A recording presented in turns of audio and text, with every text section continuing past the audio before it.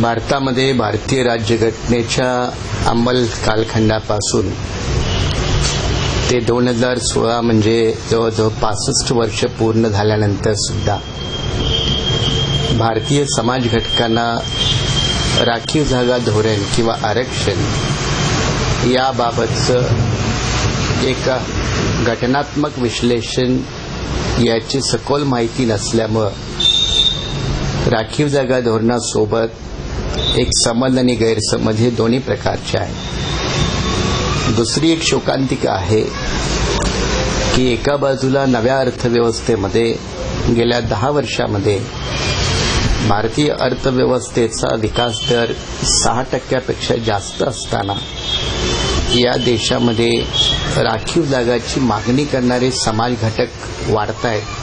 हे एक विरोधाभासाचं चित्र आहे. या पार्श्वभूमीवर संविधानकर्त्यांची आरक्षणाची भूमिका मूळ ही अनुसूचित जाती, जमाती, इतर मागासवर्गीय यांच्यापुरतं मर्यादित होती.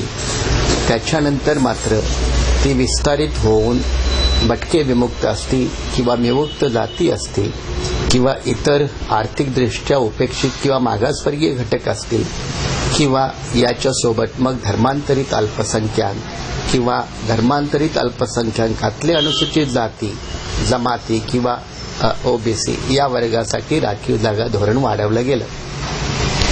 खरं म्हणजे राखीव जागा धोरणामध्ये न्यायालयानं वारंवार वेगवेगळे मतप्रदर्शन केले आणि त्यामुळे संविधानकर्त्याच्या मूळ भूमिकेमध्ये न्यायालयांच्या निकालानंतर बदल झाले. जसं की 1992च्या मंडल निर्णयानंतर 50% ही राखीव जागाची मर्यादा भारतामध्ये सुरू झाली. या पार्श्वभूमीवर आज जेव्हा संबंध देशामध्ये गुजरातमधला पटेल, महाराष्ट्रातील मराठा किंवा राजस्थानातील जाट किंवा हरियाणातील गुजर हे जेव्हा मध्यम नव्हे तर मध्यम थरातील उच्च जातीय लोक आरक्षणाची जेव्हा मागणी करतात तेव्हा ती संविधानाच्या चौकटीमध्ये पहिल्यांदा बसत नाही. अत्यंत स्पष्ट सांगणं कोणीतरी गरजेचं आहे. कारण असं की या ज्या मराठा किंवा पटेल किंवा जाट किंवा गुजर या सामाजिक आणि शैक्षणिक दृष्ट्या काही मागासलेला जाती समूह नाही. शैक्षणिक दृष्ट्या जरी तो मागासलेला असेल तरी तो सामाजिक दृष्ट्या हा दबंग किंवा प्रभावी समाज घटक आहे आणि त्यामुळे शैक्षणिक किंवा आर्थिक दृष्ट्या जरी हे मागासलेले समाज घटक असतील तरी त्यांना सामाजिक दृष्ट्या मागासलेले समूह नसल्यामुळे आरक्षणाच्या चौकटीमध्ये बसवणं थोडंसं कठीण आहे.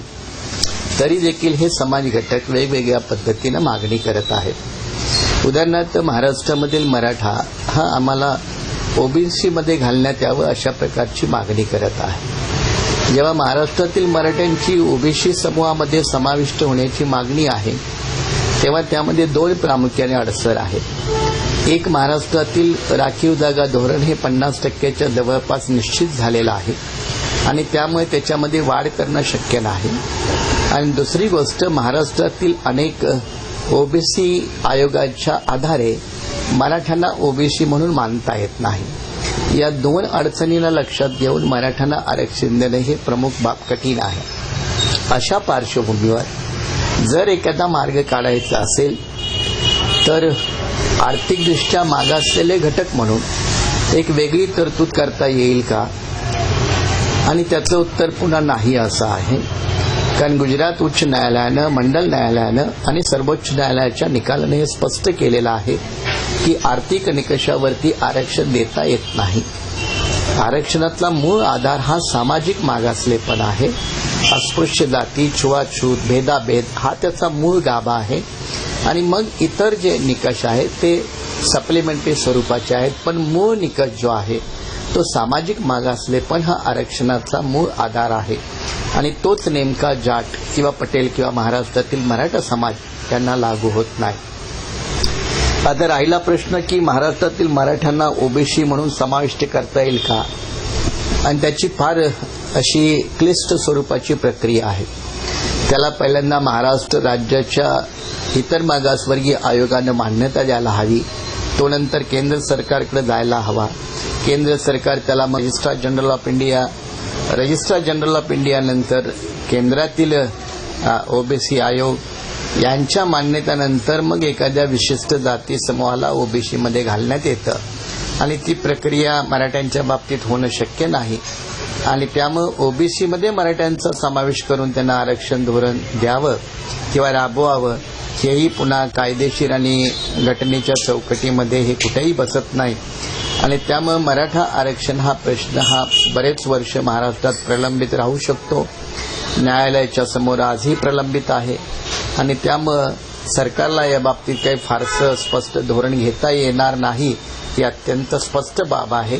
ही मराठा वर्गानं मराठा वर्गातल्या तरुण तरुणींनी सुद्धा समजून घेणं हे गरजेचं आहे.